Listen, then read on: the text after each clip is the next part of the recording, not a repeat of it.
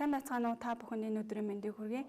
Монгол банкнаас мөнгөний бодлогын мэдээ шийдвэр гаргахад ашигласан суур мэдээллийг агуулсан инфляцийн тайланг бол улирал олгон олон нийтэд танилцуулдаг байгаа. Энэхүү видеогоор 2023 оны 3 дугаар сарын инфляцийн тайланд тусгагдсан гол мэдээллүүдийн таймыг багцлан та бүхэндээ танилцуулах болно. Тэгээд эхлээд гадаад эдийн засгийн орчинд ямар гол өөрчлөлтүүд өмнөх улиралтай харьцуулахад бий болсныг авч үзье. Хамгийн гол эерэг мэдээ бол одоо манай худалдааны гол түнш Хятад улсад тик ковид бодлогын хязгаарлалт суларсан байгаа.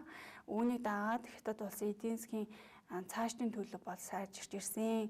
Энэ нь эргээд манай улсын экспортын гол нэрийн бараа бүтээгдэхүүний үнийн төлөвийг бол сайжруулад байна. Тэгээд энэхүү одоо гадаад эдийн засагт бий болж байгаа эерэг өөрчлөлтүүдийг дагаад эдийн засгийн дотоод орчинд бас эерэг өөрчлөлтүүд бий болоод байна. Тэгээ хэлийн хязгаарлалт суларч экспорт нэмэгдснээр уул уурхай түүнийг дагсан тээвэр гэх мэт салбарын идэвхжил бол нэмэгдснээр эдийн засгийн өсөлтийн гүйцэтгэл 2022 оны 4-р улиралд бол бидний төсөөлж байснаас өндөр гарсан байгаа. Тэгээд цаашид экспорт уул уурхай салбарын идэвхжил эрчимчгээс хамаарат ерөнхийдөө эдийн засгийн өсөлтийн төсөөллийг бас өмнөх улиралд төсөөлж байснаас сайжруулсан. Тэгээд инфляцийн хувьд дэлхийд даяар нийлүүлэлтийн гинжин сүлжээний нөхцөл байдал харьцангуй сайжирч байгаа. Тэгээд үүнийг дагаад манай улсад мөн ачаа тавирын зардал буурч инфляцийг бууруулах гол хүчин зүйл болж байна.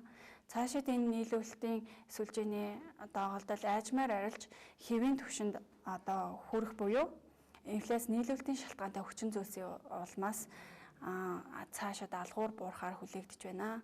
Энэ оны сүүлд гэхэд инфляц зорилттой түвшинд хүрч бол буурах юм хүлээлттэй байгаа.